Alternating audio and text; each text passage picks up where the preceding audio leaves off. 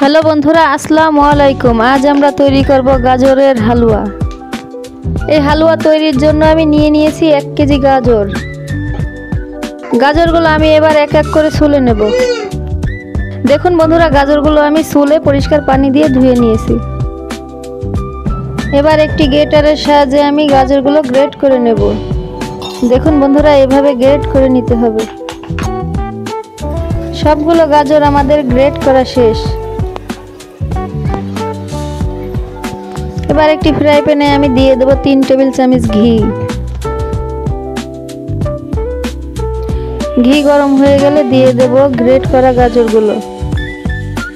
গাজরগুলো নেড়ে চেড়ে দিয়ে দেব 1 কাপ লিকুইড দুধ।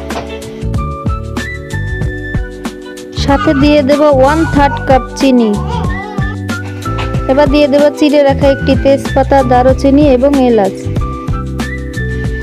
এবার এই উপকরণগুলো মিডিয়াম আঁচে নেড়ে চেড়ে আমি মিশিয়ে নেব। মিষ্টির ব্যালেন্স ঠিক রাখার জন্য দিয়ে দেব 1/2 টেবিল চামচ লবণ। এবার আরও অ্যাড করে দেব 1/3 কাপ গুঁড়ো দুধ। দুধ দিয়ে আমি সুন্দর করে নেড়ে চেড়ে মিশিয়ে নেব।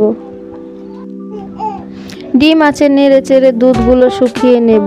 এই দুধের ভিতরে চিনি গলে যা পানি হবে, এতে গাজরগুলো সিদ্ধ হয়ে যাবে। গাজরগুলো আমাদের সুন্দর করে শুকিয়ে এসেছে। এর মাঝে দিয়ে দেব আরও 2 টেবিল চামচ ঘি। এক্সট্রা স্বাদের জন্য দিয়ে দেব বাদাম এবং কিশমিশ। তৈরি হয়ে গেল আমাদের শবে বরাত স্পেশাল হালুয়া। এবার আমরা পরিবেশন করে নেব।